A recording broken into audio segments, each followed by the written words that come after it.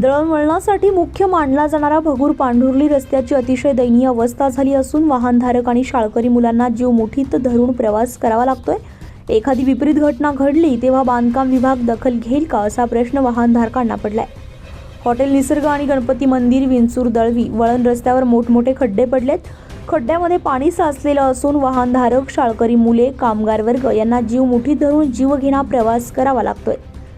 पाणी साचल्यामुळे खड्डा आहे की रस्ता हे कळत नाहीये, त्यामुळे अपघात होण्याची दाट शक्यता वर्तवली जाते।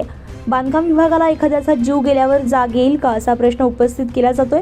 आज वाहनांच्या लांबच लांब रांगा लागल्या होत्या। रस्ता जर दुरुस्त नाही केला तर रास्ता रोको करण्यात येईल असा इशारा माजी सरपंच लक्ष्मण भोर यांनी दिलाय।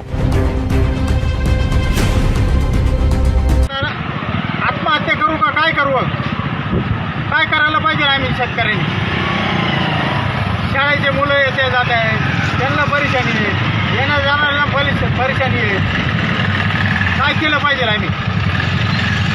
याच्यावर त्वरित कारवाई झाली पाहिजे ही नम्र विनंती कलेक्टर असेल, जिल्हा परिषद असेल, या सगळ्या अधिकाऱ्यांना निवेदन देऊन या रस्त्याची पहिली भगूर ते पांढुर्ली रस्त्याची हा एकदम मृत्यूचा सापळा बनलेला आहे। याच्यावर त्वरित कारवाई झाली पाहिजे, अन्यथा रस्ता रोको केला जाईल।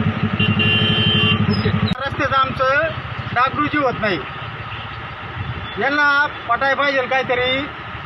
वर्ष झालं तेव्हापासून आम्ही निवेदन देतोय या रस्त्याचं काय करायला पाहिजे आम्ही। 24 लाईव्ह महाराष्ट्र न्यूजसाठी विकास दळवी, भगूर।